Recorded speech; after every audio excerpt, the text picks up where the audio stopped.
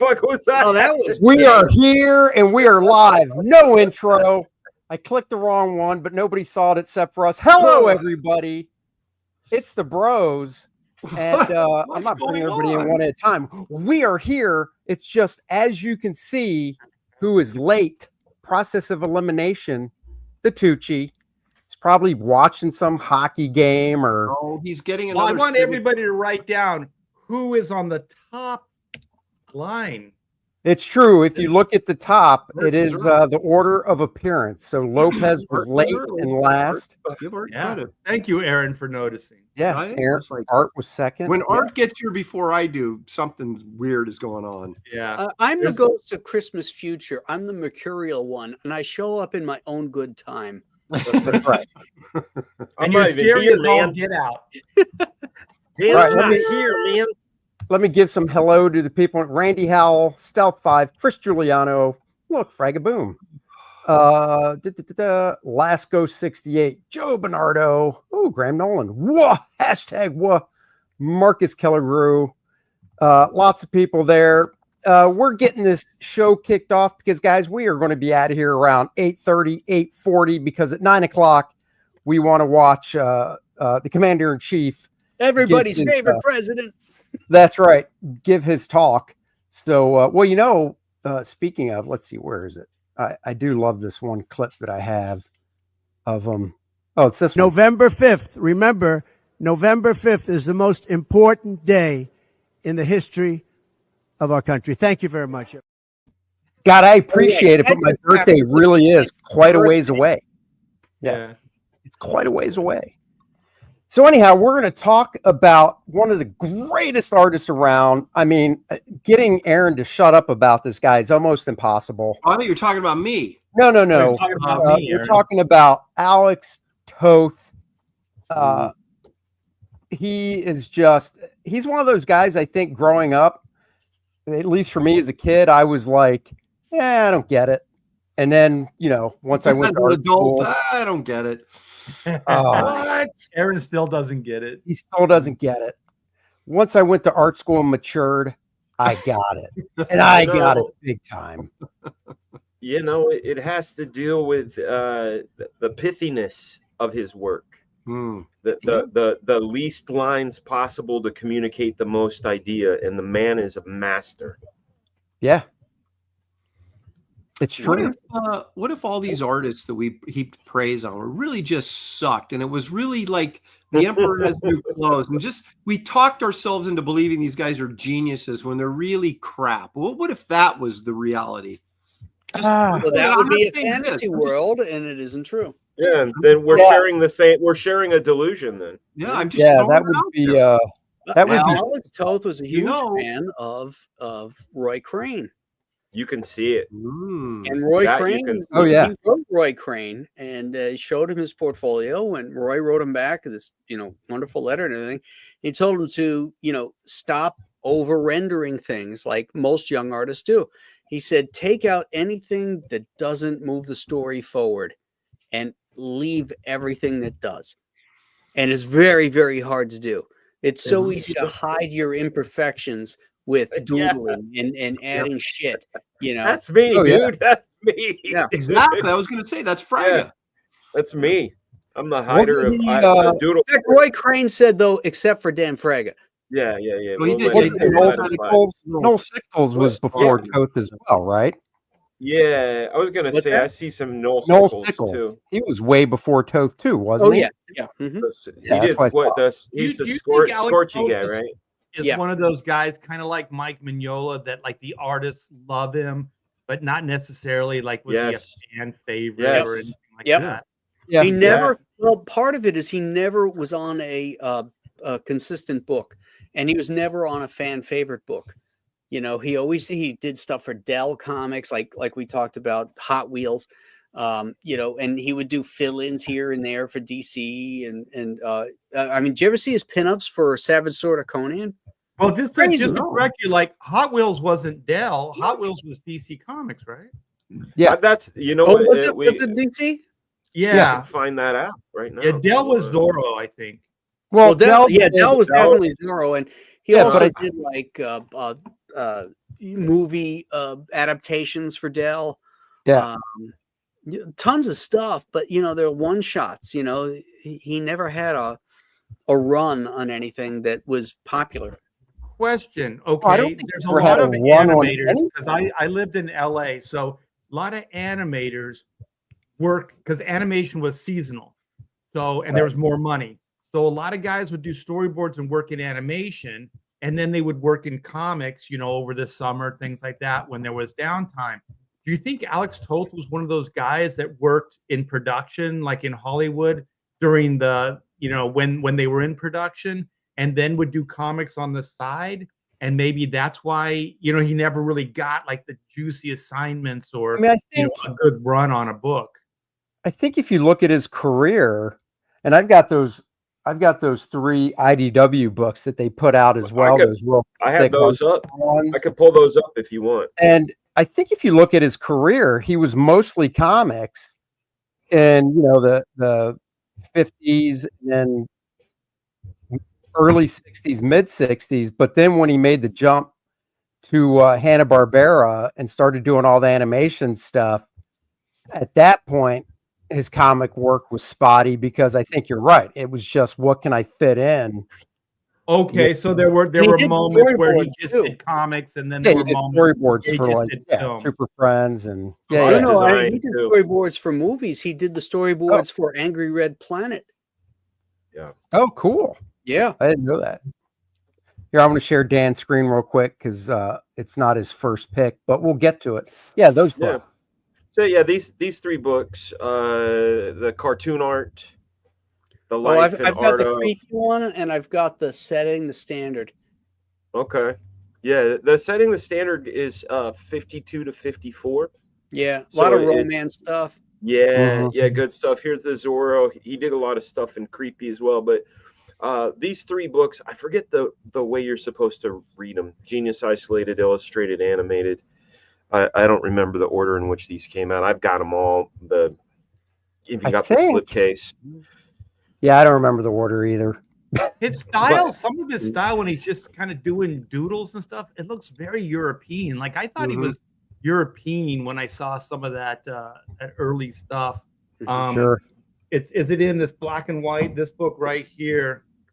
There's a lot of there's one called, I think it's Alex Toth, One for the Road or something like that, which is his car stuff. That's a good one too. There's another one that's got like it looks like military air, airmen sort of standing and walking, and it's like the lost stories of Alex Toth or whatever. I forget what it's called, but he did Black Hawk. I've got it right in here. Well, when I think of him as far as DC, I always think of Blackhawks. I always think of him as the Blackhawks artist. I don't think you did Black Hawk. Yeah, I don't think you did Black Hawk. No. Stealth X5, $2. Hello, thank you very much. Are you sure? Like I typed it in. Yeah. Lee Elias did Black Hawk.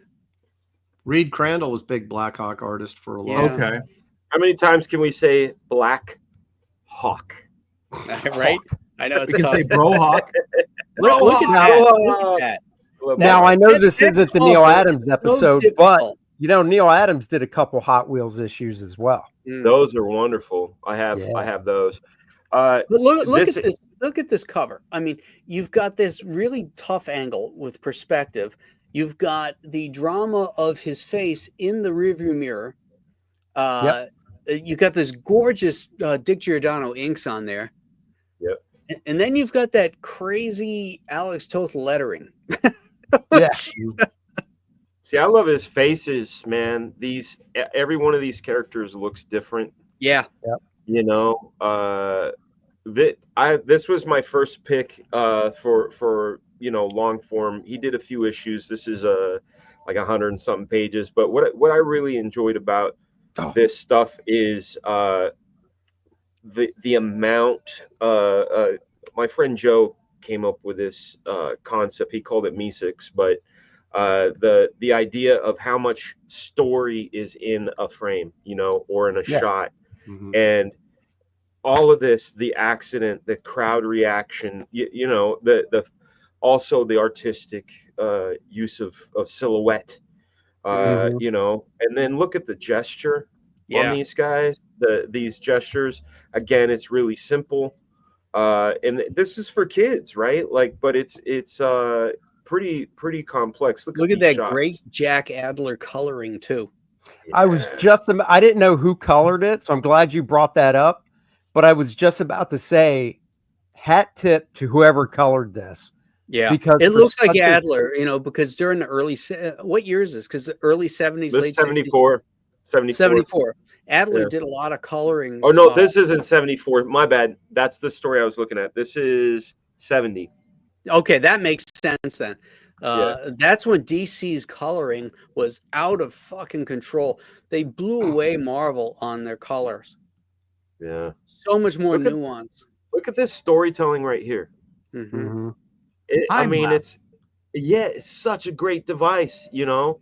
Anybody who's ever been in a hospital knows what this feels like, you know. Incredible stuff. You know, look at these faces again. You know, there was a and you know those are the bad guys. You know what I mean? You know those are the for sure.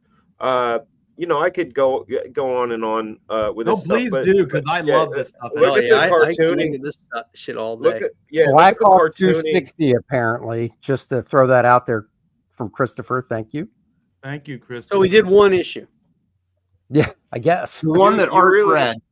Yeah, the one that the only one. Well, that's the thing is, as we said, you know, he never really had a long run on anything. So he was used as fill-ins and stuff. He did an Action Comics annual, you know, that Terry Austin inked, you know. Just did he really?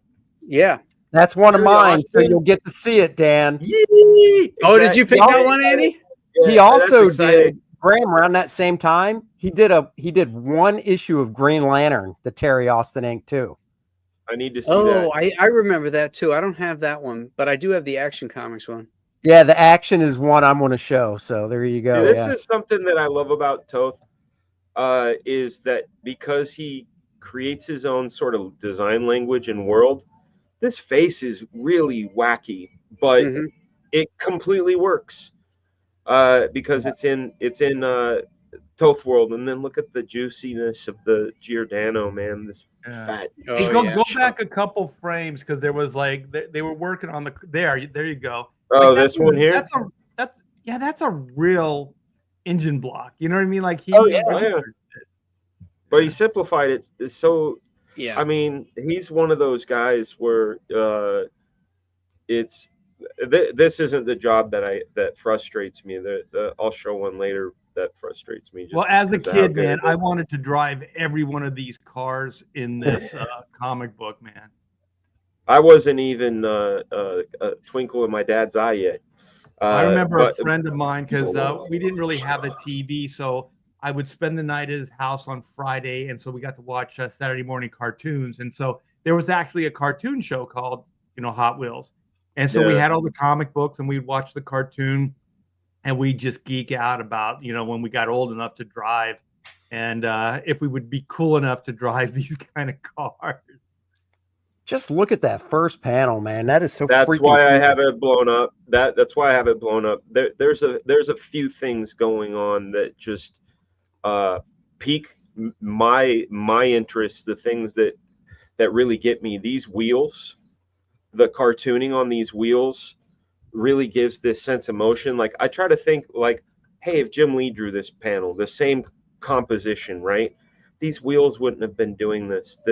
There wouldn't have been the physics that you're feeling as the car is sinking and swinging into the ground. And whoever did the lettering, man, I mean, I think he does the lettering, because I saw a lot of his. Okay, well, dude, this is a work of genius, dude. The way the lettering wraps like that. And it shouldn't. That the thing is it shouldn't be. You know what I mean? Like, it's Hot Wheels. You know what I'm saying? This looks like? This looks like it could exist in Johnny Quest's world, right? Like Johnny Quest could be, this kid's friend. You know, like they grew up together. Joe Gill. Okay. Joe Gill wrote a lot of stuff for Charlton. This stuff, I mean, you look at some of those pages to show there is a lot of dialogue on those pages. Yeah. I mean, Jesus. I mean, not that one, but the one before that. Man. There's a lot on that panel, but now before you move on, go back. That shot, man. Yeah. In the bottom panel, the dude with the black hair and the pointy face nose. Yeah. That's the guy whose head was tipped back. Yeah, and the way he designed that guy's face, that totally works with how. Yeah.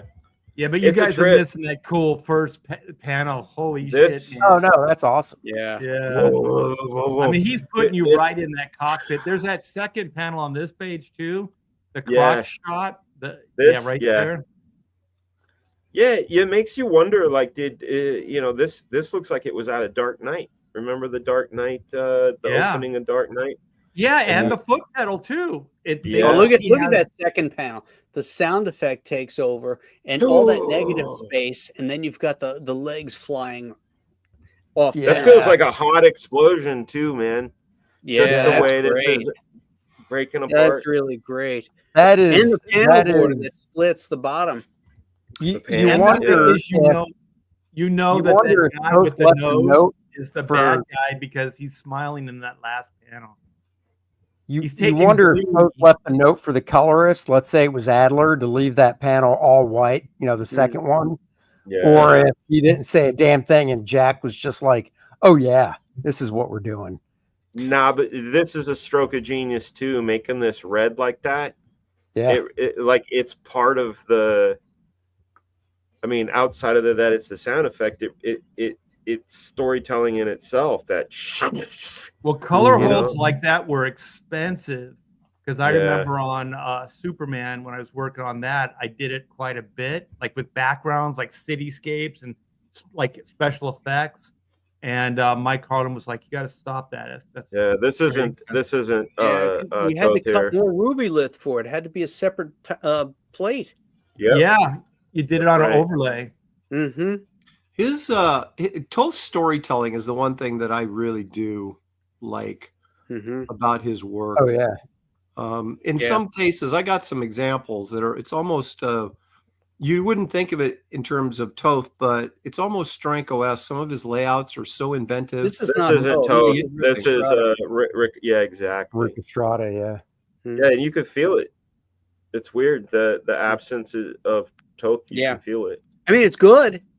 Yeah. Oh yeah. Stuff. Estrada was good, but more journeyman. Oh, that was the Neil cover. Yeah. Oh yeah. What I think did Neil do issue 4? Look at Vinny Coletta inks on this one. I thought I saw some ugliness in there. Toth didn't even have the game back then to be like, no, we're not doing that. Dude, what is there to ink that? Like, Vinny's like, I'm gonna. Never mind, you spotted it in black. I'm gonna. Oh, never mind, you spotted that as a black. Like, you know what I mean? You could do 3 of these pages, maybe 4 a day, easily. Oh, as an anchor? Yeah. Oh yeah. But as an artist, there's a lot more thought going into all that. Oh yeah. Right. Yeah. Well, the pithiness of it. See, now this is a different inker. This almost looks like him inking himself. Who is this? Dude, do you guys not see like Kevin Nolan in there too? Oh yeah, for sure. Totally. I don't. Really? Go back. Yeah, see? Dude, if you go, hang on a second. If you go back and take a look at that Origin of the Man-Bat story that Kevin did, this very Tothy. I see it right. All of this right business. There. That face right there is what I saw. I saw and this, like Nolan. all of this business. Yeah. Or Nolan looks like that, I should say, because he was before Nolan. Yeah, this is all Toth thinking himself. It's weird. When I was a kid, I thought his name was Toth because of Hoth from Empire Strikes Back. And the spelling and whatnot. Toth, you think would have an E on it. Man, he used sound effects really well. He really, really did, man. And so the fact that he was lettering his own stuff. He's not lettering this. This is not Toth's lettering.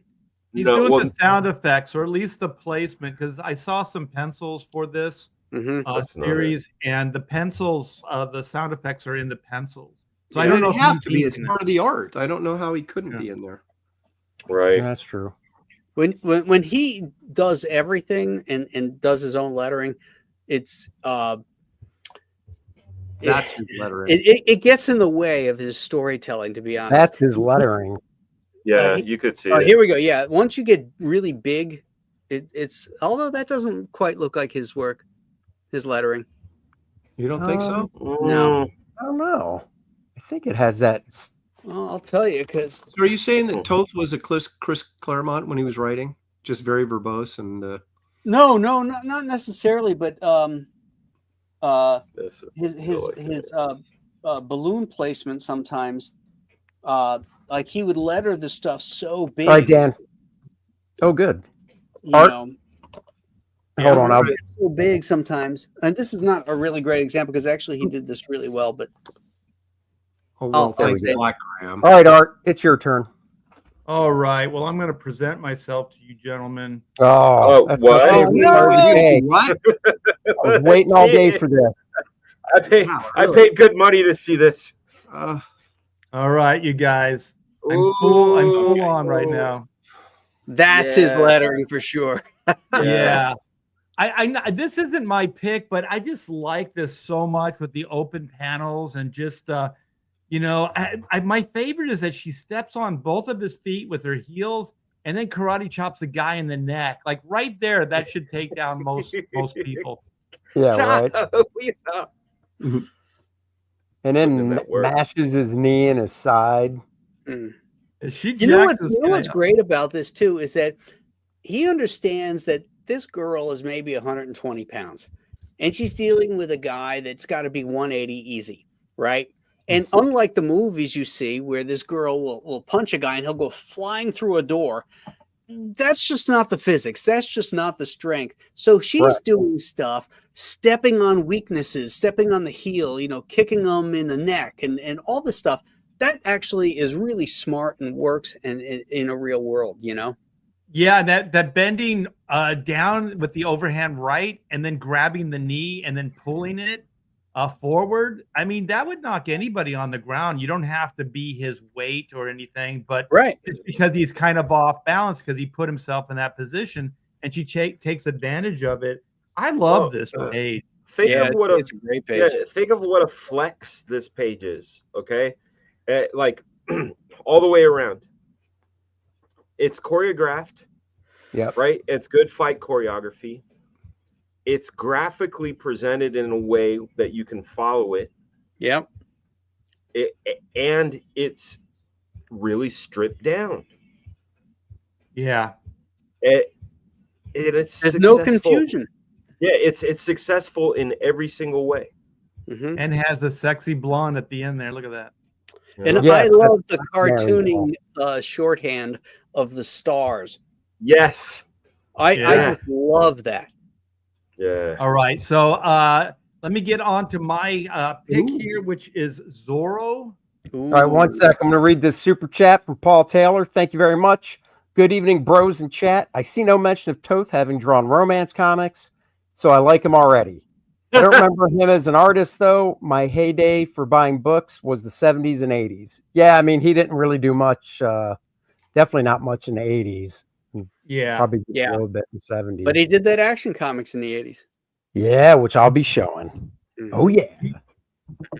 All right. Yeah, the thing Zorro. about like Zorro is if you guys watch the Disney, what was it on the Wonderful World or whatever of Disney on Sunday nights in color, these likenesses are drawn in his style, but they are the actors. Like they look like the actors. It's crazy, like how simplified and everything, but you cannot mistake them for the actors.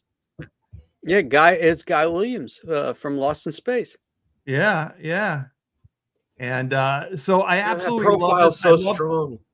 Sorry. Yeah, I love the brush strokes. Like everything is just, it's there. Like even the the strap that holds his hat on. It's just it's all silhouetted. It's all in black shape. Show some more. Do you have more of the interiors you can show? Because like the way he just did like the horse. Oh, Darby O'Gill and stuff. Wait a minute. I'm clearing my. I obviously had Hot Wheels here. I'm sorry, Art. But look at that. Look at that horse. I'd like to point out, though, the obvious mistake in the title of this book, which is called Zorro Black and White Noir. Noir means black in French. So noir. Black and white, black. Makes no sense. but so film noir. Yeah, I'm not buying it. It's Dracar noir.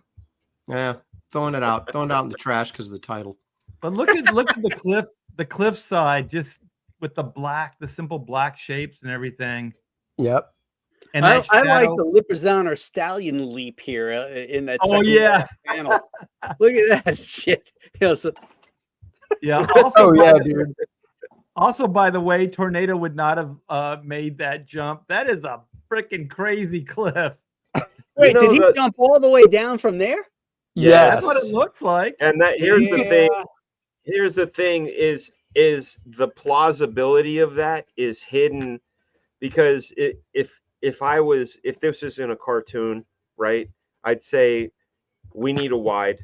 You know what I'm saying? I want to see that jump. I want to see that distance. I was going to say the same thing. To me, that those last two panels, there should be a panel in between the two of those, like a nice long shot showing the horse in the distance that it's going down and stuff. Wide shot and stuff.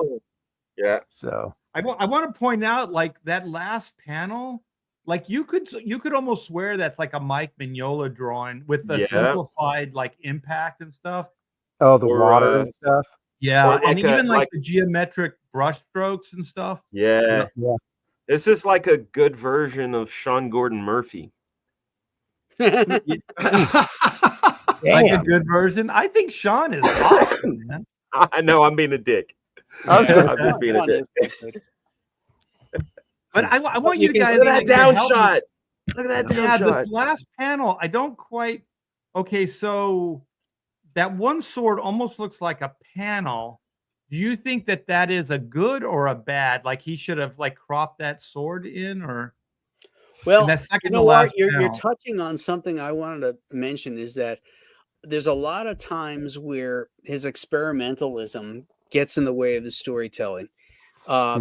I find that Toth will do this kind of stuff, and it drives me absolutely bad shit. That this does, it's dead center. It's exactly where that center panel is, just above it, and yet it doesn't go all the way to the top. And what it does is it breaks up that panel in a way that gets in the way of the action that's happening. Well, to me, it looks like it's 3 panels. Yeah, it almost looks like going back to the experimenting thing you were saying, Graham, that he was basically going, okay, I'm going to do one panel, but break it up into 3 with these swords or whatever. Right. So your eye kind of goes around it to each of the actions, but it's still just one panel. You know what I mean? He's getting artsy fartsy, like you're saying. Yeah. Because I'm always thinking about where the camera is, right? Like not just in the hey, what's going to be drawn here, but like right now, this camera is basically saying, I'm his next guy to fight. You're him, right? Like that sword in the middle is your sword. You're the reader. You're that character. Yeah, it's supposed to be. It's the crossing over of the swords. Like if they didn't cross, then they wouldn't create. He's got the word balloon crossing over the swords, so it doesn't work as a panel break. Yeah. I think I agree with Art. I think if you retracted those swords and then made them a little bit broader, I think it wouldn't read the same, or it would read better. Yeah. With Toth is kind of like Neil Adams in that he does a lot of funky stuff sometimes, and you got to take the good with the bad. Sometimes it works, sometimes it doesn't. But you give him credit for trying. Any inkers out there? like how this could have been fixed. Let me see if I can get my there we go. Like if this line was thinner, like the sword line, like if it didn't have that big black, because it starts looking like a border. So if it I think Graham is right. He was probably experimenting. Yeah, no, definitely.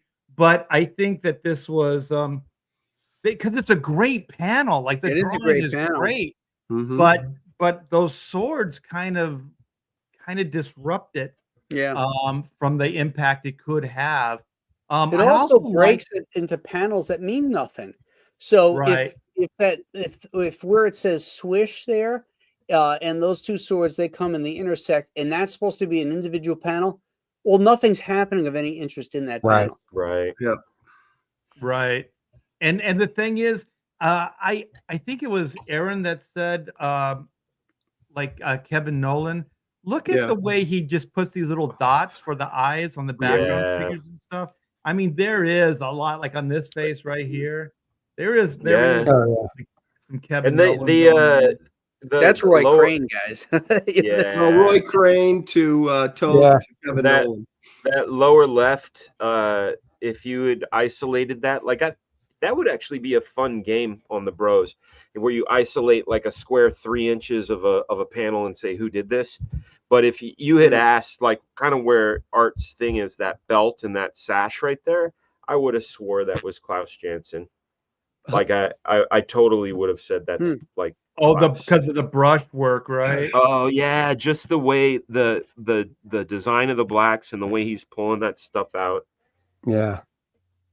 Aaron, you've got your next game show to work on. You got 6 weeks, 5 weeks. Dude, I was you know what? I got the show. So much work. I got the show for next week. Fix This Panel by the Bros. Oh, you know what? Joe Bernardo says it's his sword knocking down. So those are the glints of his own sword? No. I think he's trying to hint that that there's people surrounding him, like on all angles. Go back up. Let's see the rest of the supposed to be somebody above him with a sword, that they're that's what I thought. On the next level above him. Yeah, they're surrounding him. Yeah, exactly. So it wasn't a panel break.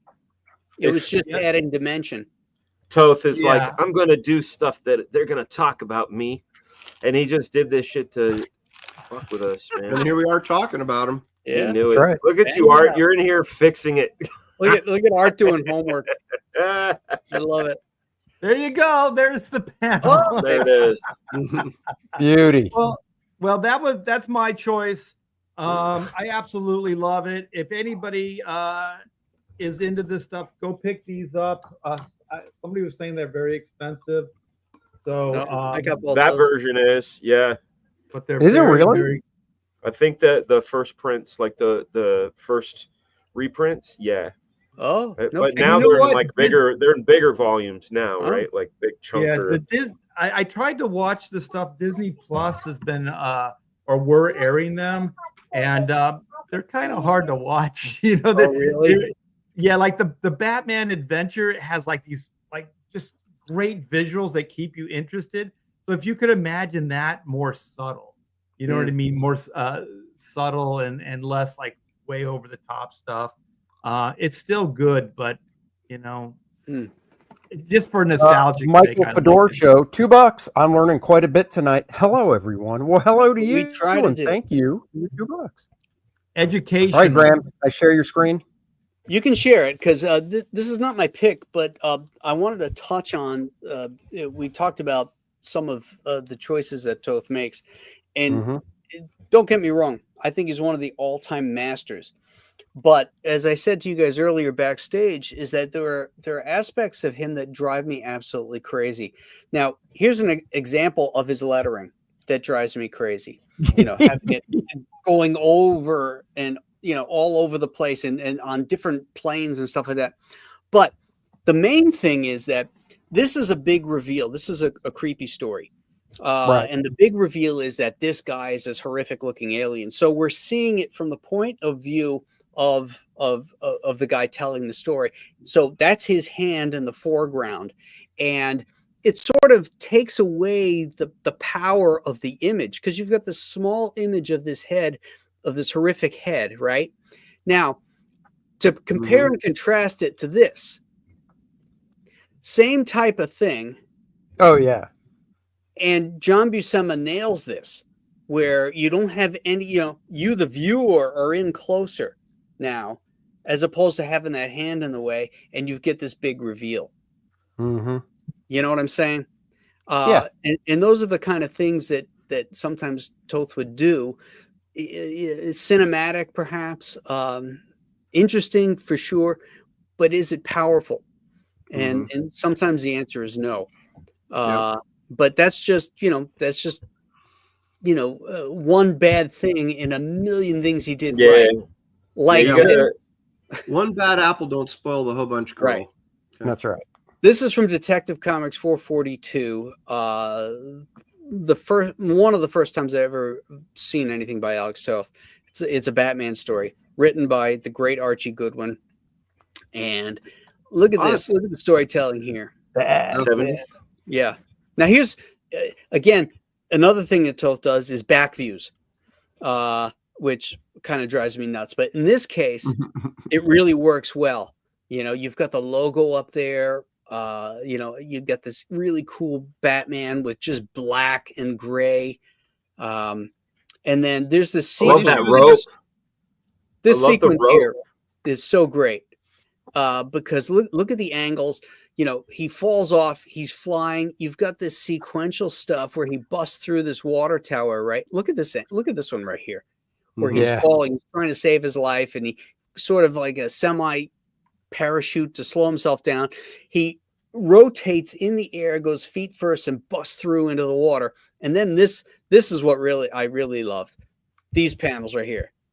He climbs up, and look at that. That's storyboards right there. Mm-hmm. What issue is this again, Graham? 442. It's got a great Jim Aparo you cover. You said Detective? Yeah. Dude, what's really strange about this, Graham, is I forgot all about this book, but seeing these visuals, I'm like, I remember reading this for the first time. It was cool. That guy with the bellman. Yeah, look at that face. It's so good. Look at the woman with the hair curlers. It's like all these people that got interrupted their sleep in the middle of the night at this swanky hotel. But again, look at the lettering here. It's so big.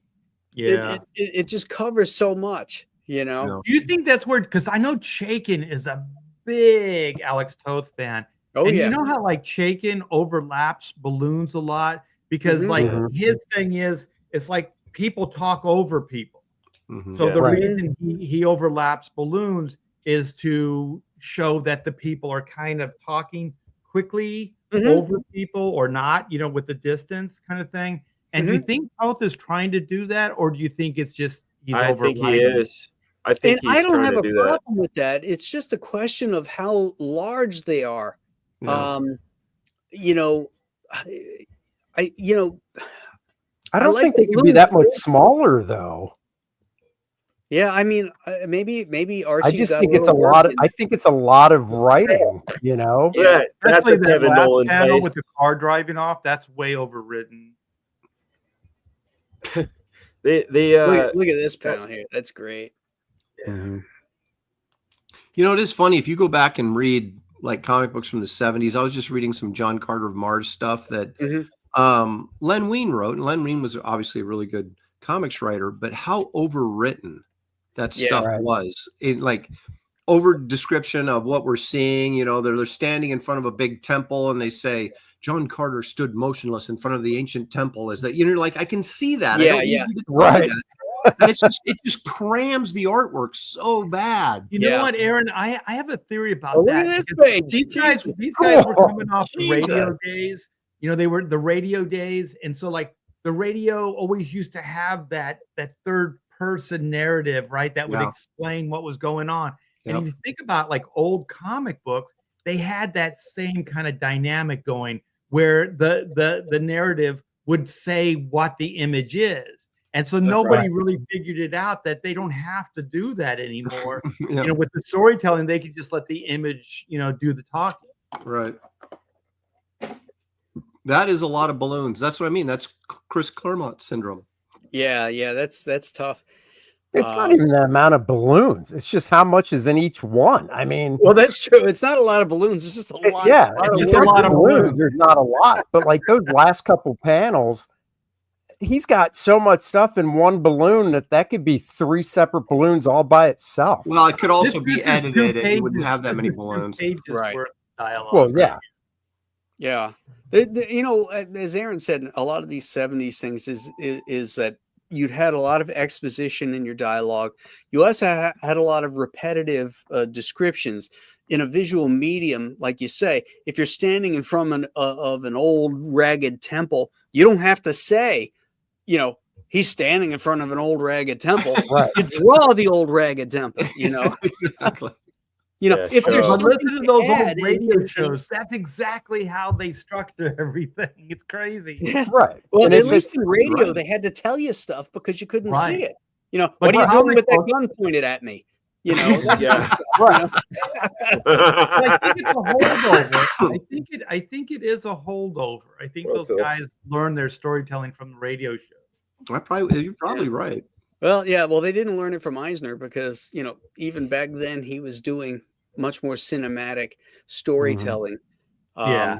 And there's something to be said for that the prose aspect, like the prose captions that describe things. Because if they can add something to the story, perhaps you're talking about the feelings of a character or something like that, where you're adding to the narrative, then that's a great thing. You know, then they're working in conjunction with each other to tell. Yeah, it's better than a thought balloon, I think. And actually, Frank Miller in the day when he was on fire, he was great at that, giving, you know, like the thoughts of the character, what they're going through, you know, things like that. That would just enhance it. And it would be a little corny if they thought it out, you know, like if they had the word or the thought balloons kind of, you know, going on. I like the captions better than thought balloons. We've had that discussion on the show before. And I think there's a place for both.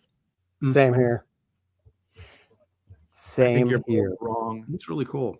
You don't see Toth doing a whole lot of superhero stuff, so it's kind of cool. I mean, it is like I was trying to think of like how you would compress this, you know, the how much they're saying. Yeah. Benji, you just kind of have to read through it and just, well, it's one of two things. It's either, if you can't edit a lot of it out, to me, then you just got to add some panels to it, and it's more than one page. And that could be the other thing. This could be that Toth went off in a different direction from the script. Right. Because he did do that. I mean, that's what caused the rift between him and Joe Kubert. Yep. Oh. Yeah, Joe hired him for a war job and told him, just draw it. Draw what's written. Because I think Kanigher wrote it, right? Probably. And Joe's the editor. And then Toth handed it in, and he changed everything. And Joe was like, I can't use this. Yeah. And he didn't use it. Wow. Yeah. And that pissed him off. And they had been friends for decades. And, you know, they hadn't talked for years after that. Well, I heard he was a perfectly gay. Was it that? This is what I heard, but I don't know if it's right. Maybe you do, Graham. Was it the job that I'm trying to remember, get the sequence right. Neil drew it, and then Joe inked it over Neil. You remember that Enemy Ace job? Yeah. Was it that job? Because basically Joe was in a crunch then because the job was turned in by Alex and he couldn't use it. So he had to scramble and get it done.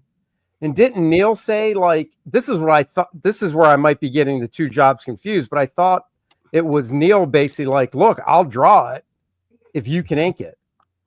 I don't think so, because I think that story you're referencing was maybe. I mean, I don't know. I don't know that. Not Graham is like the DC mastermind. I don't know about that, but I think that's an earlier story, Andy. I think that took place in Enemy Ace's book. Right. And what happened between Joe and Alex was like in the 80s. Oh, it was. Yeah, it was like early 80s or late 70s. Oh, okay. I didn't know the time frame of it. So okay. that actually kind of makes sense because when Joe was editing the Sergeant Rock stuff, he had those shorter stories in there. So right. Okay. Yeah. All right, Lepresti. Wow. I got nothing because I hate Toth. No. Do it. True. Let's start with this. I'm gonna go into Creepy Magazine if you guys don't mind. Okay, go ahead. From here on out, the rest of Wraith of God is going to be no cross-hatching, just strict black and white. Yep. Aaron has got inspired. That's called confidence. It is. Frank Miller, anybody? Wow. Oh, look at that. I haven't seen this one. What is this? It's from Creepy. I don't know which story. I've got I just pulled a bunch. Look at those fucked up kids in the bottom. I know. They almost don't even look like Toth. It's kind of ugly. Yeah, the butthead looking kid in the back is the best. Oh, and the teeth. He's got no chin. It's so great. That is so great. I'm showing this one just because you can see how Toth influenced Frank Miller and King Sensation Mazzucchelli. Hey, Billy's in the house. About time. I really like that last panel. Though I like panel 3 and 5. Yeah, very simple, but so effective. So great. Okay, so then check this out. Speaking of silhouettes, Billy, did you get another Civics Award? Right? No, this is a humanitarian award this time. No, working on getting a chairlift for old veterans at our post. That's where sure. Make it. All right. Well, we can't make fun of you for that. So yeah, it's always altruistic. Always. I love that middle panel, the horizontal. Yeah. And it's just the interesting choice of the close-up of the chick in silhouette at the top, and then the This is not the same story, right? No. This is different. Okay. Well, now you know why Alex Toth doesn't do a lot of rendering because it sucks. Oh shit! Ouch! Woo! Just some interesting choices here. Okay, now at least on that page, we talked about Toth not being popular, like an artist, right? Yes. So you got guys like McFarlane and Liefeld were very popular, and yet no one knew who Toth was. And yet look at the sophistication. And that's what I'm going to say. I think his art is almost adult art. You know what I mean? Yeah. It's like this is not kids art. This is adult art, and this is adult storytelling, not in the sense that it's pornographic, but in the sense that it's mature and intelligent and a little kid's not going to appreciate what's artist. going on here. He's an artist. Yeah. That's kind of what I was trying to say about the Hot Wheels stuff, where I was like, he didn't have to be this good. This is Hot Wheels. Yeah. You know what I mean? He's a perfect example of the lettering again. Yeah, it gets in the way. It really overpowers these beautiful graphics. Yeah, look at this. Look at this first panel, right? You got the low angle silhouette, very dramatic. I love this second panel here with the shadow going into the black. It's incredible. And then this shot from the guy's feet, it's just another really great angle. Almost Steranko-esque, wouldn't you say? Well, the third panel, with just the touch of rim lighting on the guy. Yeah. Just really, obviously it pops him out from the black in the background, but it just adds that mysteriousness to it as well. So it builds up to the last panel where he's going. That's the thing. People look at this stuff and they'll say, "Oh my gosh, it must have taken him 5 minutes." But you have to plan this out with all those blacks in there, so that it takes time to figure that out. Oh yeah, it's much easier just to draw everything lit. And not have to work out the shadows because they always run into each other. Then you lose information. And so where's my rim light going to come in from? Excuse my dog. Sorry about that. Well, I think not only that, but just the page design itself. When you light everything or there's no real hard lighting, you don't really need to think as much about the page design, honestly. But when you do this type of stuff, you really have to think of it as a whole. Because like on my screen, some of these images are really small until you blow them up. But when they're really small, you can still see everything because of how the black and white is balanced so well. Can you bring that page back up, Aaron? Yeah, I want to. Okay, Yeah, let's. Well, you can leave this one on too, because it'll still cover the same thing. The point I was going to make is that we talked about how Toth, learned from Crane how to take everything that's extraneous out, and then what's left you draw the shit out of. And I mean, look at the shoes on that guy. Yeah. Those are shoes of the day. He's drawn the hell out of that. In the page I referenced before that, there was that back view of the feet walking and stuff, and the wrinkles on the coat. Not a lot of stuff there, but everything was accurate and well drawn. Yeah. Every panel on here is well drawn. Look at how dangerously funky this storytelling is. It's very cool, but you've got this main image here. Then he looks up on the roof. He runs over, climbs up the ladder, sees the book on the roof. We got all that, but now this encroaches on that. So do we go here or? But no, we go back over here. Yeah, and it's not a book. I guess that's an opening, like a skylight. And so it's like that gets a little weird right here. Yeah, even though it's really cool in the sense that you can see he's really trying to do something interesting. You know what's really badass about this guy? It doesn't confuse me on where to go next, because. And once again, maybe it's because of the size it is on my screen, but in that 1, 2, 3, 4, the 5th panel where he's looking at the book in the foreground. Yeah, it's a skylight. The arch of his body being such a strong silhouette and black shape just drives your eye, at least to me, to that panel at the bottom left. Yeah, I don't have a problem. I don't even think about going straight down below it, because the book blocks my eye from going straight down. And the angle of his body just drives it down to the lower left where he's lifting up that hatch or whatever. But there's one thing that we're missing, how badass this guy is. He climbs a ladder with one hand. He never puts that gun in a holster or anything. Oh, yeah, he is. He's one hand. That's hard to do. The guy's face is really, really good too. Yeah. And his expressions and stuff. I got one more. Hang on a second. But he's Humphrey Bogart. He's Humphrey Bogart? I think this is. That's who the character is. He's Humphrey Bogart. I think this is actually Angelo Torres. How did that end up in there? Okay, these other ones are different. I thought I had one more Creepy page, but that's his work from Creepy, which was, I thought, that's kind of interesting stuff. His storytelling was getting a little crazy, and obviously great examples of his use of black and to create volume and so yes, I agree with you guys. I was never entertained by his artwork, especially as a youngster, but I do appreciate the intelligence behind what he's doing, and obviously the skill. So I make fun of Toth, but I do have a great appreciation for his work. We knew you did. We Billy, just like to make fun of you. Did you ever talk about Toth at one of your civics meetings?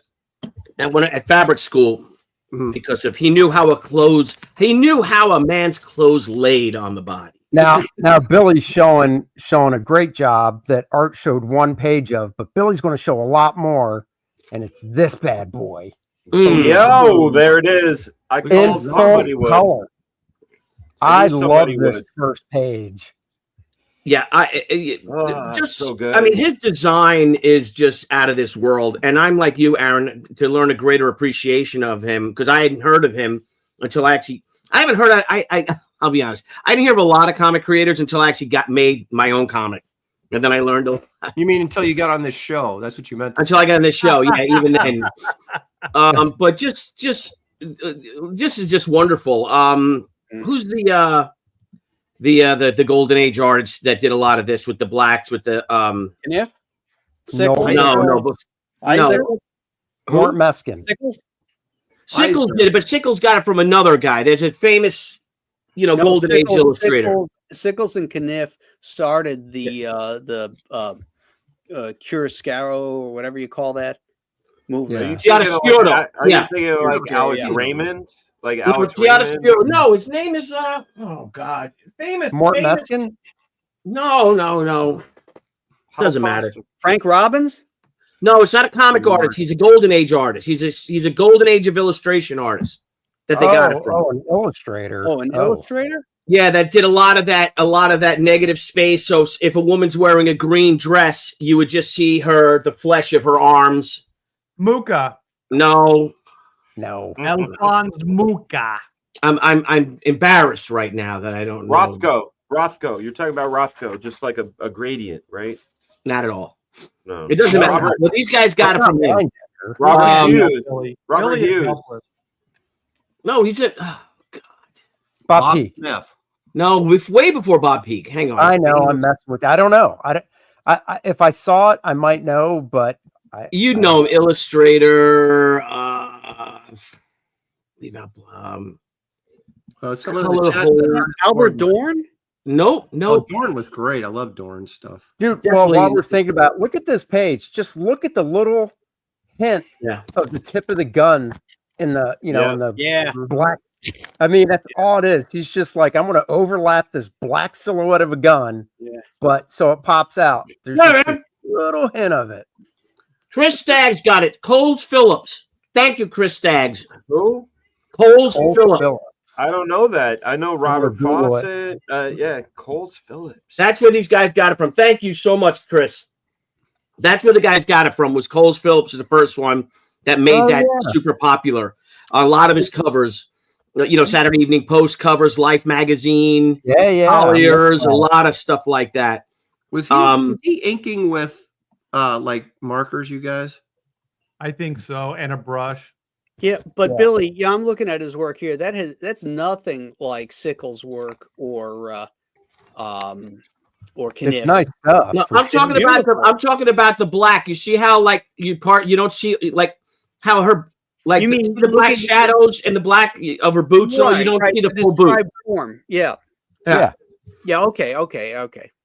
Yeah, it's the way I'm looking at a bunch of Cole Phillips stuff, and it's all color. But it's the way he placed the objects to make the outline for your eye to fill in the rest. Right. Like that woman's black dress there against the white, that high contrast. Yep. And then so you have your chiaroscuro, which is the light and shadow. That's on the left. And then your Coles Phillips with the dropping out of or having the colors blend on the right. I just think this is a beautiful example of both those but he's no Nagel. He's no Nagel. Come on now. He's no Pat Nagel. He's no Pat Nagel. Let's be honest. I love the afro. That one dude. Oh my gosh! On the white guy. Yeah. On there. Yeah, but I love his simplicity because it reminds me, and that's going to be my next show. Art, I want to talk to you about the what if and have you on my show to discuss what if, because I'm going to do those individual episodes. But my next bros, I'd like to do on roughs, the bros rough cut, or the bros rough life, about when you lay out, layouts and things. Because I think it captures so much comes alive in it. And a great example of it is this image that I just adore. This image. That's not a rough. No, it's not a rough, but it shows the, you know what I mean? Like it has that feel to it. It's alive. It's like, like the pencils and animation before the ink and paint girls would come in back in the golden age of animation. And they, it's still beautiful, but it kind of stiffened it up as opposed to how, like the Xerox animation looks a lot better. Yeah. And I just love this. I love his design. I love it's so organic and alive to me. Would you guys ever draw the sword across the character's face like that? If I was trying to be cute, I might. Yeah, I mean, I guess the only issue I have with it is it literally cuts right where his mouth is. Yeah. But I mean, it doesn't really bother me that much. Well, I would do it, but I'd never show it to Art. Yeah. And then you guys talk about like that. A lot of people don't like it because he's not a detailed nut or whatever like that. But then he does images like this. Oh, sorry, wrong one. Like this. What? Yeah, that's Jack Davis. That bad boy, man. That's Jack Davis. Blow up on that. That's not even Jack Davis. Jack Davis. It's not. It's Jack. It's not Toth. No. It's Jack Davis. Lower. Jack Davis. Son of a bitch. Oh, it is Jack Davis. I'm sorry. My mistake. Yeah. It's beautiful. Oh yeah. Yeah. Well, what about this? Love the color, I mean, man, the fucking color. Yeah. Was that Marie Severin? She colored all those, didn't she, for EC back in the day? Oh, Ooh. man. I like I can't stand the colors. Colored her arm yellow. Yeah. Oh, you're right. That's horrible. And then colored some of her hair up top flesh. Yeah. Oh, you're right. Nice Look at that. pose. And that's a brilliant arm with that elbow just kind of. Ain't it? Oh, that's terrible. Gosh. I love that second panel. That second panel is just gorgeous. You know what? Somebody bring that into Photoshop and recolor that thing. Yeah, exactly. Yeah, really. Let's just fix that again, panel. I think everything's there that you want. I mean, I think I find this all very inspiring. His work today, you know, and more so, like I said, as opposed when you're younger and you love all the detail, all the scratches, all the highlights, all the lines, overworking. And I think we've all, well, I know I have. I wonder if you guys have. You ever start a bad drawing and you just keep working it, adding more and more detail to it to try to fix it, but it's still a bad fucking drawing. Like, it's just, I know, Billy. I see that in your stuff all the time. Hello. Oh, man. But he keeps going. It's funny that Aaron said that, because after the show last night, I was trying to go to bed, and then Aaron called me just to rant and rave about your Kit Carter. And I'm like, hey, take it up with Billy. I'm trying to go to bed. It's East Coast, Aaron. It's late. Yeah, guy. It's just the pencils completely of it. Untrue. Yeah, guy. Not true. Not true. No, great. Well, you know, if you want to talk about a few modern guys that are very obviously Toth inspired, I like that Black Canary really reminded me a lot of Cliff Chang's work. Oh, interesting. Well, wait a minute. Did that that war comic, was that Marvel or DC? Because he never worked for Marvel, right? That might be Charlton. Warhawk. Larry Lieber is the editor, so it's gotta be Marvel, right? Yeah, it says Larry Lieber. Yeah. Created and written by Archie Goodwin. But wait, Larry Lieber, didn't he do stuff for Atlas or other companies too? He wasn't just Marvel. Yeah, it could have been that. Could that be Charlton, do you think? Could be. Could be. But here he's tracing photos of planes. I just love it. I love his design. Again, even though he's obviously traced airplanes. Yeah, who cares? I mean, shit, look at it, man. Great. He's got die brakes on that P-40 in the center, part of the Flying Tigers on the top of the wings up there, or on the back of them. Billy, I like that close-up of Alex drew this before photographs were in existence, so. And Art knows he was there. I was right there, man. He just came out, just right out the top of his head. Yeah, drew some just like Graham. Who's that artist, that war artist that you showed us that you love? He did a lot of that. One of your favorite artists, Crane, black and white. He did. You see, there's air attack on ships and stuff like that. Roy Crane. Is it Crane? Maybe Roy Crane. Yeah. It's very, very similar to that. Like you can see his influence. George Evans did a lot of the aerial fight stuff for EC. He was really good at that. Who? George Evans. George Evans. Wait, hold on. Oh, okay. I heard you. Cool. But George Evans was very. Again, I just love it. And look at this shit right here, man. That's not Toth. That's not. No way. Well, this is a really cool design. Look at this. These Tricoms, man, coming in, tacking in the U.S. security. Is this guy going to make it or no? What do you think? No, he's done. It's right against done for. Yeah, and then I don't know why it's in this folder, but a little Bob Peak goodness there for everybody.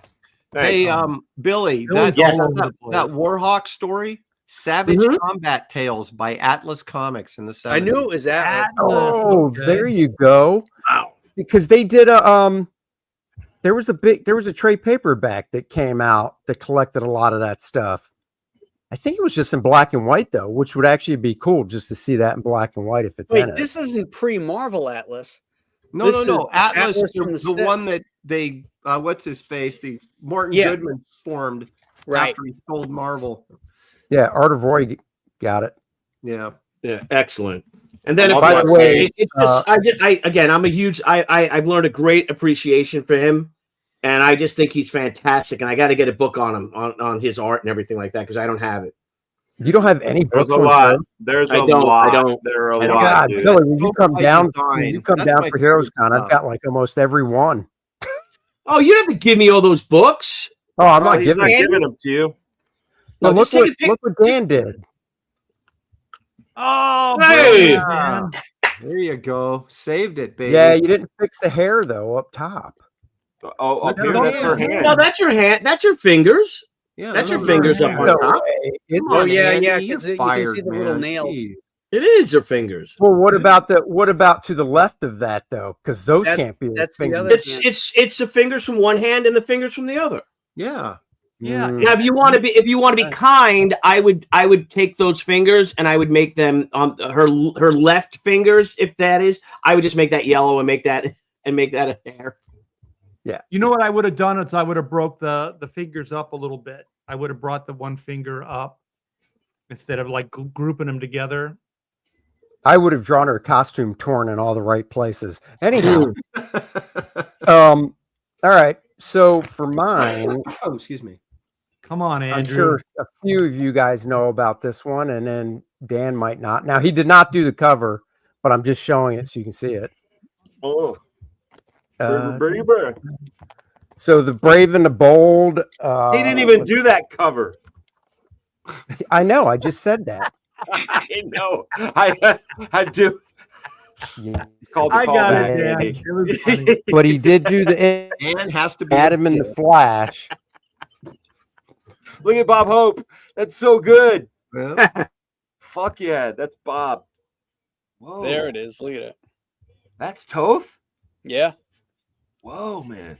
That's nice. My internet was whacked for a second there. Yeah. Bob channeling a little bit a little Max Fleischer, huh? What's that? Channeling Max Fleischer. It's almost the same shot this from 1964. Yeah, it's remember that film Gulliver's Travels? Yeah. Mm-hmm. They stole it from Toth. Yeah. Junior That's Mafia. Right. But this is just this is one of my favorites. I'm no Aaron Lepresti. I've got this actual book. It's probably a 4.0, but it's not cheap if you get a real nice one. So, oh, shut up. You know, the Brave and the Bold was a great magazine. I love Brave and the Bold. It was kind of like Marvel's team ups. Yep. You know, all kinds of cool stuff. Look at that professor dude. But I just love like the silhouette of the microscope. But once again, it's a clean silhouette, so you know what it is, you know. Right. Yeah. And to his credit, I mean, why do we need to be looking at the telescope with all of his detail? Yeah. Well, hey, wait. Scroll back to that last page. Right there. Yeah.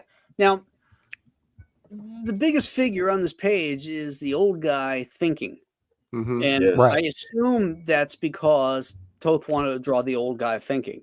But this is a Flash story.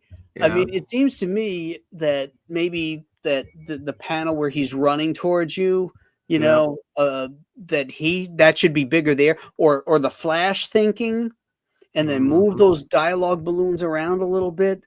Well, that bridge with the monster on it, hell, that should be like half a page at least. It's like, why?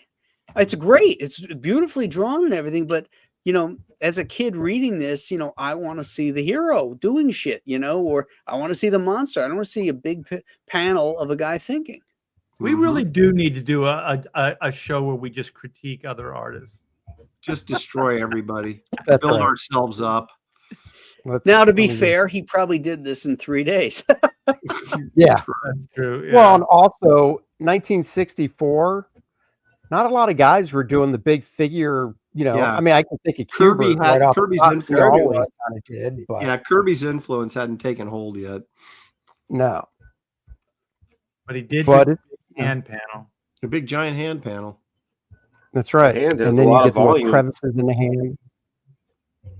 Yeah, look at that pudgy hand.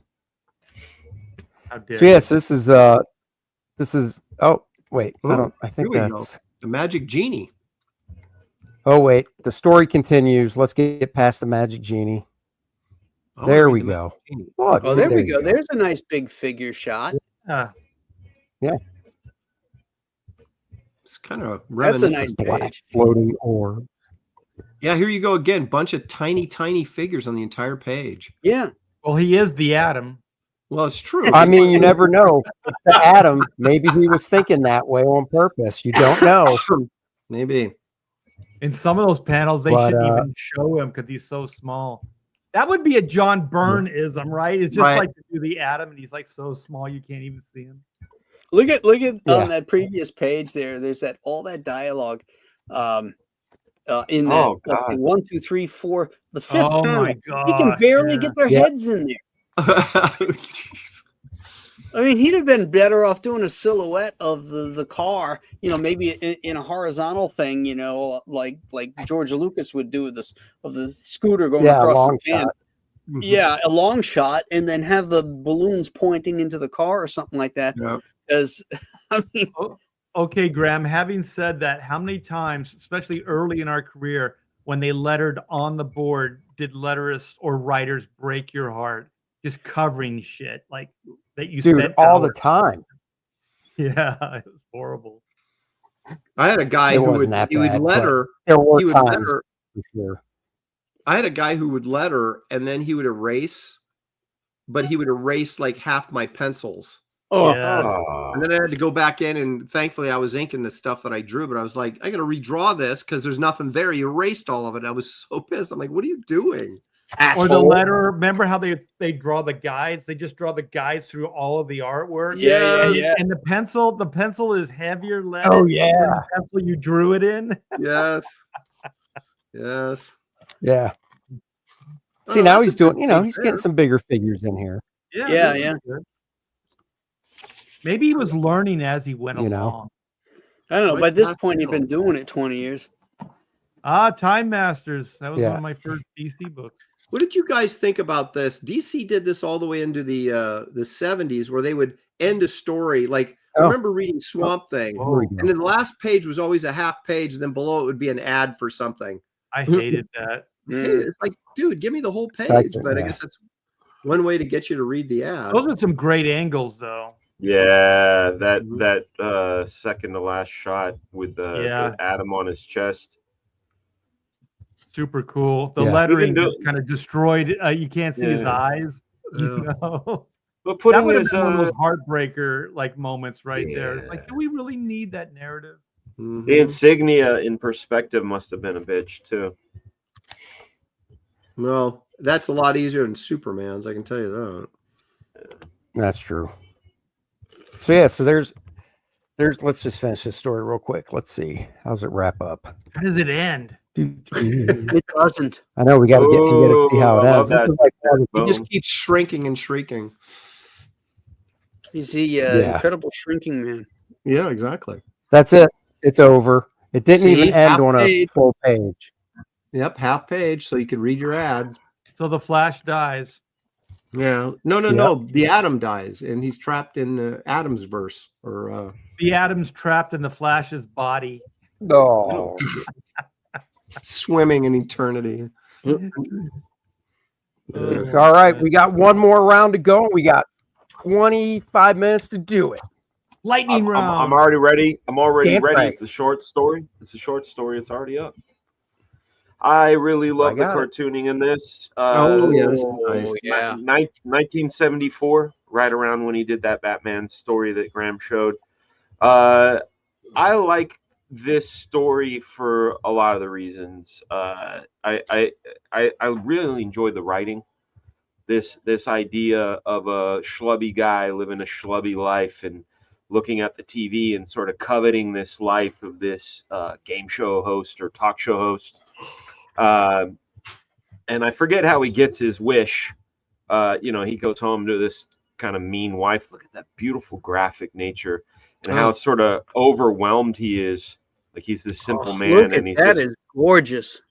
Yeah, it's just overwhelmed by this detail on this woman, and He's trying to make it with her. He transformed. Oh, look at that scan, that poor scan. You did it. I'm him. So once I've done this, Myron, you could never be changed back again. So anyway, he goes to see this lady, gypsy lady. Can you blow that up, Aaron or Dan? Can you blow that page up a little bit? Which how do you want it? The middle panel of the detailed page. Right there, right in the middle. Yeah. Let me see if I can. Hold on. Open image in new tab. Yeah, I like how we were like, there's no detail in his. Just Control Plus. Okay, hold on. Thank you. She looks like that fat chick from The Little Mermaid. What was her name? With the tentacles. Ursula. Yeah, there you go. Oh, it's weird because because it's on this site trying to do. It'll take you to the next page. It takes me to the next image. Damn it. Damn, that's beautiful. What's this from? What was this in? It was in Red Circle Sorcery #9. What the heck? Is that another Atlas book? No, that's an Archie. Oh, is it? Yeah. Okay. Yeah. He also did a couple Fox stories for Archie too, didn't he? Yeah. Yeah, Fox, Gray Morrow did some stuff for them. Yeah. Let me see if I can do this. No. Gray Morrow did a job. There we go. Is that doing it? No. All we can see is all the scroll pages. Really? That's weird because I'm zooming in and out, and it like it's It crazy, looks smaller. Yeah. No, we're just seeing the full page that has the scroll. Okay, now we're seeing a single page. Yeah. There we go. How about, does that zoom in? No, it's only optically zooming on my end. Okay. So anyway, he gets transformed into King Kincaid, and he's so excited about it. But then when he's done, you find out that he's got this really savage woman. So you big bum finally made it home without the mink coat I asked for, I see. Why did I ever marry you? Oh God, is this his wife? So anyway, you find out that he's a man with a beautiful wife that treats him like shit. You be careful what you wish for, sort of thing. Then you find out he owes the mob, right? And then of course, he runs away and gets to get transformed back into himself. Just before he gets killed in the alley. This has got to be reprinted in one of those Toth books because I know I've seen cool. This. Yeah, it's such a good story. I don't know who did the colors on it. I wish I knew. It just says art Alex Toth, but like this is he might have done the colors himself. I sure hope so because who did the script on that? Marvin Channing. Marvin Channing, never heard of great Marvin Channing. Yeah, Red Circle Sorcery #9, October of '74. We were all alive then. Look at that second panel. Damn. All of them are great. Like that's great. That's great. This sort of mashed up in the subway, him going home to this lonely TV set sort of situation. There's no waste in any of those panels. No. Well, you got a short story. You got to get to the point. Damn, that is good. Yeah, 6 pages. 6 pages. Story. And look at this, dude. It's a perfect example of when he's firing on all cylinders. Yeah. Look at that car. I know. I just love that last panel too. The body posture on the chick, the stuff in the foreground. Once again, he does a silhouette knockout of that horse statue, whatever. Look at the cool graphics back there. Yeah. I'm gonna start. She's attacking him right off the bat. There's no establishing really. It's all in one. He's coming in the door, establishing shot, and she's attacking him. Like like you just talk about impact. Look at the what's killing Aaron is those dog-eared corners of the pages. That's driving. I know, me too. It's like I need to get a copy of this in hand. Take care of your comics, people. Yeah. Mother told me you were no good. Why do I put up with you year after year, you phony? Look at him, just fucking. How does Cade stand this shrew? Yeah, exactly. Dan, can you put a link to this page or this little story in our Facebook group? I'm doing it right now. I'm doing it right now. It's in the private chat right at the top, isn't it, Dan? I'm doing it right now. I may have. No, right, no. That was just the other thing. Here you go. That's it right there. Thanks, Holmes. Can we go Word, Sherlock? Yes, we can. Art wants full screen. There All right, you go. you guys.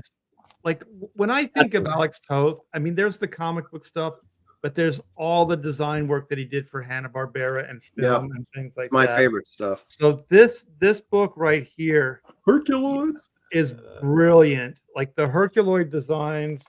I got some better shots of some of these. I know, it's great. I mean, this stuff that looks like the Shmoo. Yeah, it is. It's Gloop. Gloop and Gleep. Gloop and Gleep. It's not the Shmoo. Here's a Fantastic Four. Yo, look at that. Look at Reed. So good. That thing is great. Did he do what's his name too? The who's the kid? The kid with Haji and stuff. Johnny Quest. Yeah, he did Johnny Quest. Yeah. No. He did the Doug Wildley did Johnny Quest. There's some Johnny Quest turnarounds and stuff in here though. So for the animation, he worked on it, but he designed that stuff. So the thing is, the designs. Yeah, he also did environments. Wow, look at that stuff. That's great. Yeah. Oh man, this book is just Is this Toth by Design? Is that the book? Yeah, I got that. Different cover. How do you have it, Aaron? Wait, you have it with a different cover? I think I'm gonna go check. I don't know. I mean, because some of the they put it out, and after it came out, like within a month or so, they got a cease and desist. Yeah, these are hard to find because this was done without Hanna-Barbera's permission. Oh, really? That's why these books, like Dan, tell them what you paid for yours again. I paid like $230 for mine. Whoa. For this book I'm showing you right now. Yeah, because I paid you cover price. Yeah, you can't just go and buy one. Like I found, I put mine on a waiting on the list on eBay. You know, the search, and it was like the cheapest one that had popped up. Yeah, those are so good. No, I have the Genius animated. I don't have Toth by Design. I thought I had. Oh, okay. Okay. Oh yeah, no, that was good too. It's his animation. By Design. I'm gonna share the screen. Toth by Design shows so much more than what's in the Genius animated, but I mean that's the second best thing because the Toth by Design you just can't get anymore. Yeah. Okay, I don't see his signature on this one. Are we sharing? Yeah, I got it up. That definitely looks like him. Yeah. But it also got a bit of Frank Robbins, that lower left guy. When you type in his name, this shows up, and if this is Alex Toth, I think it is brilliant. That's awesome. Yeah, that figure, the main figure looks like it for sure. What is this? What is it from? It says All American Western. Yeah, All American Western. Look at all the whiteout and stuff. I love that. This is so freaking good. God, I love the way he back to the point of that book, Alex Toth by Design. You know how much it is on Amazon right now? How much? Used copy, $2,699. Oh, I should have got it. Yeah, I'm in the money, baby. That's why when I said I paid $30, it felt like a deal. Yeah. You know what? I would really love to ink like this if I could ever, find the time just to kind of bring a brush in and not be overly fussy with it. And Art, what issue number is that again, Art? 107. 10 cents. Yeah, that's no. It does. That's Toth. That's Toth. Yeah, it's 107. Yeah. So I just have a bunch of since this is kind of a lightning round, just to continue from where Billy left us. I think he draws the best Black Widow. Black Canary. Ever. Black Canary. A Black Canary. Yes. Sorry. Yeah. I hope there's enough action here for all my fans to enjoy. 1976, man. There you go. If you want to get it off eBay and spend a little less than $300. This looks like what's her name? That Jill Ireland, is that her name? Like the face looks. Kathy Ireland. Kathy Ireland. Yeah. That's a lot more detail in the hair too than he was doing in that other stuff. I got a feeling this is later. It is 1980. Yeah. Oh, that's 80. Okay. Yeah. So Kathy Ireland was, around back then. I'll bet you that's exactly who he used for that face. But God, it's just so simple, but so freaking gorgeous. This one, not so much, but it looks very European to me. Look at that donk. Well, look at that. Go down to his signature. The Black Canary's been sitting around eating. 97.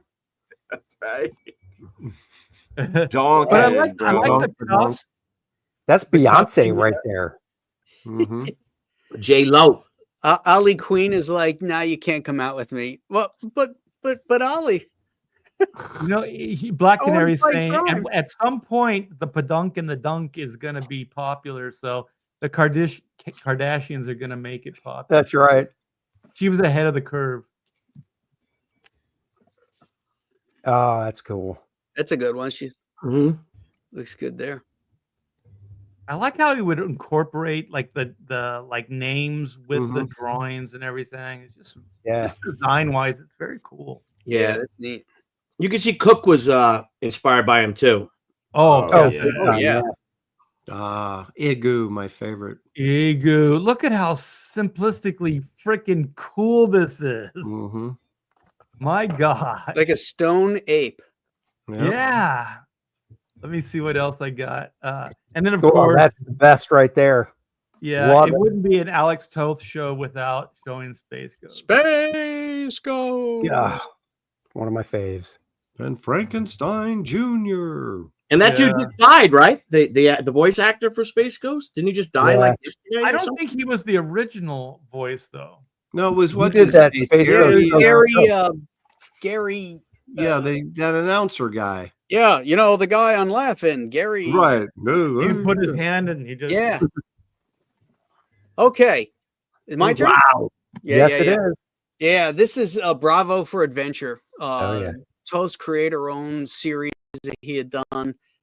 I can't remember who originally published it, but this is gorgeous black and white or a hardcover book that has. Oh, here you go.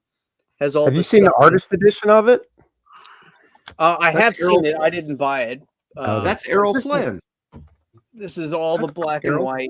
Oh yeah, it's definitely Errol Flynn. He writes about it. That is that was his favorite actor as a kid. Look at that. Really? That's great stuff. Look at that, man. Yeah. Well, he's just nails the likeness. It's like Art was saying. It's like cartoony, and yet he nails the likeness. Or was it Dan that was saying that? I don't know. I don't know how he does it. Yeah. You could see that Chaykin loves him too, huh? Chaykin was. Oh yeah, big time. Look at that. Look at that car. So great. If you look at that first panel, like Chaykin does those walls of sound. Yeah. Mm-hmm. So, he got it from this. Yeah. So that's great. Yeah, this is a great book. I think I have one more. Here's another close-up shot from the interior. Oh. That second panel, great. Shadows. Look at those shadows. I like walking into the hangar here, Oh, yes. There's a artist edition. Of this. Yeah. The artist edition has pencils in it as well, I believe. That is right. Oh, cool. Yeah. Look at the lighting here. This car driving in the shadows and all these, and then it hits this. I guess this is the light from its own headlights, actually, which is so cool. Mm-hmm. Well, look at how like that the airplane. It's like a framing device, and he's got like just open wing. Like there's very little detail, and then just black silhouette the side of it. Well, look at how like that the airplane. It's like a framing device, and what's got like on? Just open wing. Like there's very little detail. And then we're hearing it twice. What's going on? I feel like a time travel. Like maybe somebody's watching YouTube. Yeah. Somebody else is watching. Like YouTube. Art was like in a Japanese movie there for a minute. Like his mouth was moving. Teacher, you're hearing his voice. Say, it's Godzilla.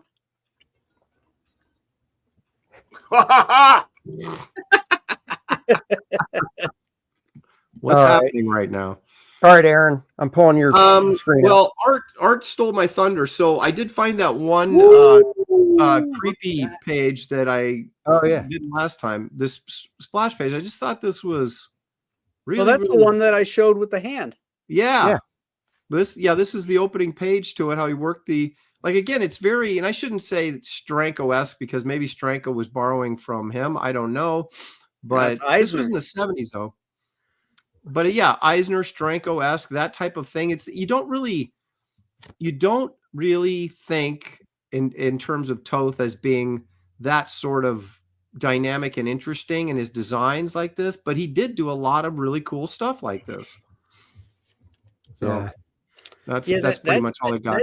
That doesn't work for me because the logo is going off in a different perspective than the figures in the background. Right. And then you've got the figure in the foreground, like falling towards us as if I don't think they're in real space with each other. I don't think they're in real space with each other. I think there's like two different images going on, like the aliens and the guy falling. Well, I'll say this. I think that, again, whether you like it or not, he's trying something really bizarre. And that's kind of what I'm getting at, is this sort of unique sort of thing you wouldn't necessarily, when you think of Toth, you think, guys, kind of like Ditko, kind of walking around being boring, but he did some really interesting walking around being boring. Yeah, well, Ditko is very sort of, straight up and down. He's not. No. Hey, so anyway, later Ditko, you could say mannequin Ditko. But 50s Ditko, early 60s Ditko was like fucking great. Dude, Amazing Spider-Man. Well, that's early 60s Ditko. Yeah, that's what I'm saying. Right, that's what Graham was saying. And Doctor Strange. Yeah, wait a second. Hang on. Let me show one more. What about early 60s Ditko though? I like Ditko's Charlton Captain Adam stuff. Andy, do that. No, I don't like that, Dan, but I like the early 60s Ditko. I think you might be right. I think you're right. Shit, look at this. That's a great Conan, man. Holy shit. 1980? It's on his back. It's on his back, Graham. It's but yeah, it's a really interesting. See, we would never draw that like that because we're thinking, I could never sell it showing Conan's back. But just it's just Neil Adams did a lot of this too, right? He'd do those, behind the character, low angle, that type of this, of course, is a high angle, but it's just interesting because it's different. Yeah, he's doing third-person shooter style before third-person shooter style. The games like this would be the angle of the guy running and chopping and shit. You know what I'm saying? He did like 4 or 5 of these Conan Savage Sword pinups. Yeah, a couple of them are good. A couple of them aren't that good. But I like this one. I just thought the design was really kind of cool. You know what? I take back the rendering thing. The rendering on this is brilliant. Those beams are just the right amount of detail on the sides and everything. This is look like they've been hacked on the edges, which is kind of cool. Yeah. Carved with an axe. Oh yeah, they do, don't they? That's a nice touch. Very nice. That back shot of Conan, the rendering, kind of gives me an early Zek feel. Yes. Yes, absolutely. That's cool. Interesting. Good job, Aaron. See, you didn't suck during this show after all. All right, I see. I came prepared. I was ready. Pulling it up. There you go. This is pop art, man. Look how great this design. Lichtenstein, whatever the fuck his name is. Lichtenstein, whatever. Lichtenstein could never even dream of doing anything like this or steal anything. This was even too good for him to steal. But I mean, I just love this whole design. I love the hair's perfect. Yeah, I love it. I mean, it looks like this could be, 8x8, on canvas. With that colored in a gallery or something like that. Well, you know what else? Her eyes are right on the money. Yeah. And that's a difficult angle. Sometimes you get your eyes jacked up, and that is right on the money. Just the simplicity of the nose as well. He nailed it. Yeah. Don't change it yet. Billy. The outline of her hair against dude's face, which looks like a Milk Kniff face, if you ask me, but. That line it makes her head seem very voluminous. voluminous or whatever thick. the word is. That line is really yeah. Yeah, it's very bold. But it does its job. Like, you know what I mean? Like, you look at him too because of it. You know, he doesn't fade back. He's there. What is this from? I do not know. That doesn't look like Naked Toth Romance. That doesn't look like Toth Inks? I don't think so. Marcus Killigrew is suggesting Giacoya. The hair does look like Giacoya. I was going to say you're talking about the guy's hair, right? Yeah, the guy's hair. Yeah. The guy's hair doesn't look Toth because I don't know if Toth would render it that much. I don't think he would. Yeah, I agree. And then I have this one here, and you're talking about like just dynamic storytelling as well. Is this? This is interesting. Oh, it's that same story. Yep. But look at the little judo match there, you know. Frank Miller alert. What year was this? What year was this? 73, 72? Dude. Dude, I love that last panel and the way he cropped her coming down the stairs. Yep. And that's what and who was with me? Dan, was it you? We were hanging out with Graham, and we were hanging out with Shooter in North Carolina. Yeah. Remember that? And he just said, and then Frank just started changing with all these panel borders that were out of that weren't square or rectangular, and trying different angles and doing stuff with black and white. And I'm like, this is where Frank Miller got it from. Yeah, exactly. This is brilliant. Look at that face. 1, 2, 3, 6, 7, 8. That's a Frank Miller face. I'm sorry. Yeah. That chick with the towel up to her face. Oh yeah. But I even love her hand. See, I love like how he did it. Like this shows a real cartoonist doing his work. You know, he could draw the hand, you know, not as rubbery, say the fingers and all. If you look on the bottom panel, the left panel. But it's all works, and it's again, it's so organic. I just love it. I found a great appreciation of him as I was looking him up the other day for last week's show. Yeah, and just love it all. Like I said, man. Yeah, that's a great page. I'd love to have that page. Yeah, man. I like the little judo lesson up top. Yeah. Yeah, that and figure like down at the bottom, man. Figures, so good. That figure on the bottom, it could be a Bruce Timm. You know, well, and he did that. You know what he did? He did the crop correctly too, because a lot of guys will try that, but they don't show. Like you can see the bottom of her chin just a little bit, so she doesn't look decapitated. But if he didn't show that and just moved her up just a little bit, it would be such an awful crop. Good. It would be right at her clavicles and good point. Let me ask you guys. Okay, as artists, why would you crop a panel like this? It worked. It's great. You've already seen her face. You've already. Because it's about the environment she's. Yeah, I think it's all about the seller. Yeah, so she becomes more of a framing device in the panel. So he wants you to look at the seller more than her. Because he's using that thirds rule. You know, the figure's over on the first third of the panel, which reading left to right, you're seeing the first 2/3, which is the environment. And you're also because you're right. Because if you saw her face, you would just focus on her face. Yeah.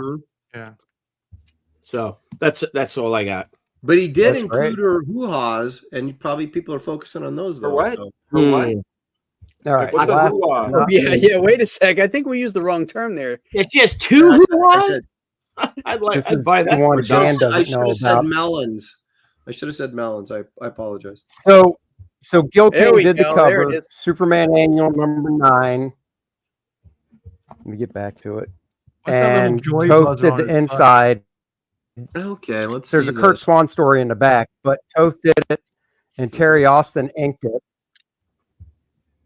What the fuck? And this was, this was the 80. You know, it's Elliot Magan. Inked it. Yeah, Elliot Magan. I've seen the pencils for this too. I like how Terry Austin he gets to put his signature in the credits. Yo, this is weird. This feels weird, man. It's weird. Yeah, I didn't think Terry was superheroes. Yeah, it's kind of weird feeling. Some of the charm is gone. And you know, Terry still has his original art to this. Yeah, of course he does.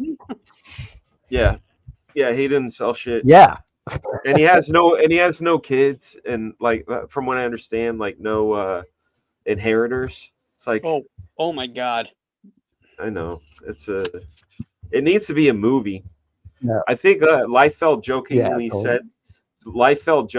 said, and this is Rob telling me this, that he jokingly said to Terry Austin, like, I'm surprised like nobody's got like a SWAT team and broken in and like jacked your shit.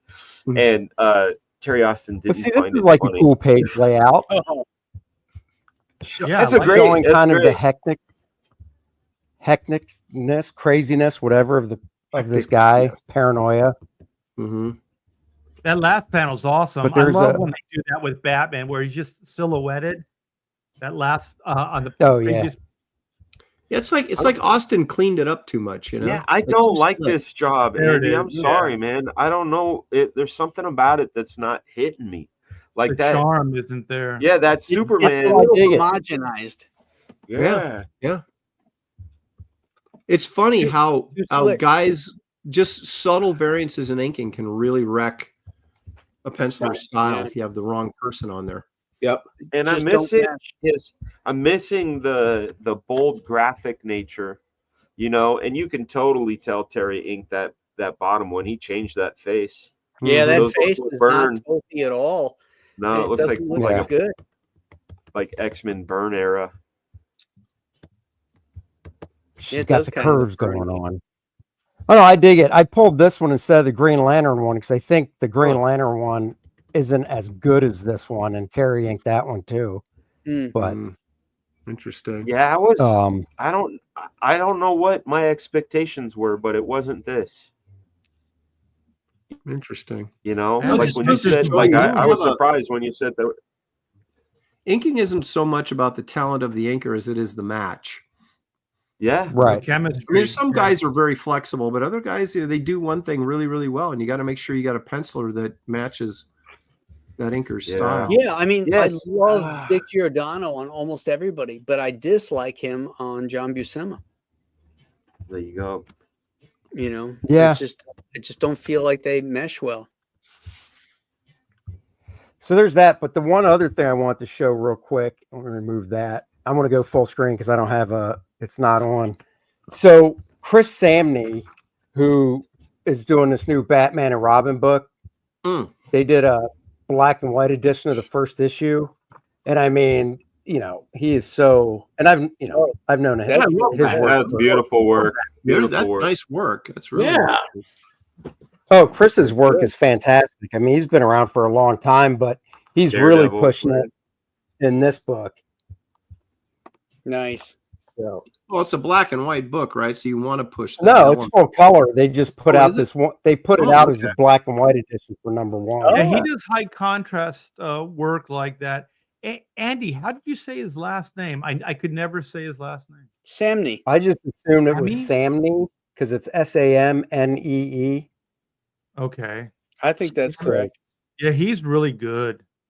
Yeah. Oh, wait. Where was hold on. Oh, just the first page I thought was cool, and there's nothing super. Holy smokes. That building is great, man. Again, the black placement is really, really nice. What's that book called again? Noir? Batman and Robin, Year 1, Noir edition. So that was the last thing I want to show, just because, when it came out and in color, I looked through it and I'm like, but then they put out the black and white one like a week later, and I was like, whoa, this is cool. So there you go. Sweet. Beautiful. Look at that. Wrapping on time. Guys, that is the show for the night. Everybody's linked. What's that? It's a great show. What a great topic. Yeah. Thank you. I'm Next time, pick a good artist, though. Oh, I will. Holy cow. Wow. Shot so everybody has something going on right now. Dan Fraga, Black Flag, Art the Bear. He's disowning me right now. Graham's got Escape from Monster Island. Aaron, Wraith of God 3. Billy Tucci, she is still up. And, of course, my sign-up page for Lilineth, Infernal Conflict. All the links are in the description below. Nice. So, guys, go check them out. Back to camp. Please do.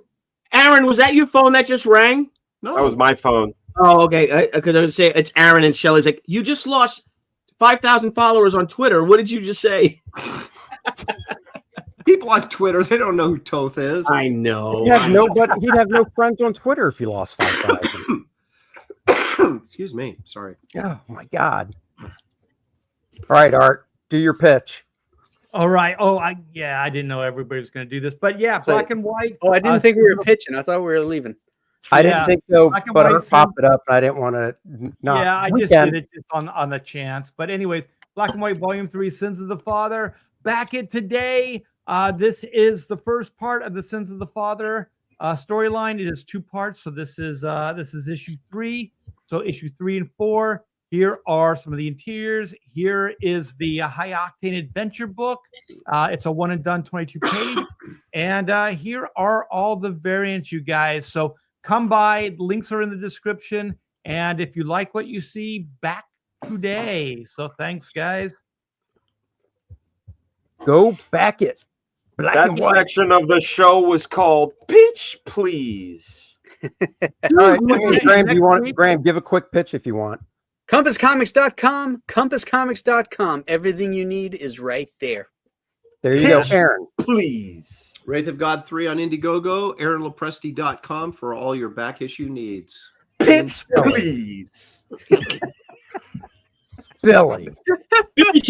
BillyTucci.com. She Gatecrasher is now live on Indiegogo and Kickstarter. We just surpassed or almost at $205,000 with our No Fan Left Behind campaigns. Thank you, guys. Nice. Dan. Pitch Please.